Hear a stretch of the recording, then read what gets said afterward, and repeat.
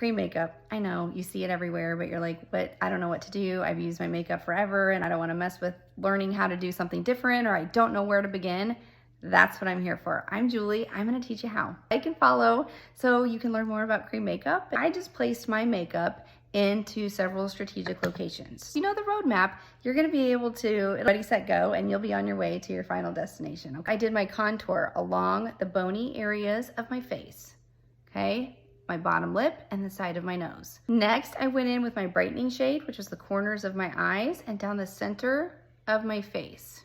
Next, I went in with my main shade, so that's where the dots that you see that are closest to my skin tone are, and right here in the beard area. Then I went in with my lip and cheek color. 4 colors on my face, and then I blended them, and this is the result that we got. Very little makeup to make such a huge impact. Let's blend it, and then we'll see what we get.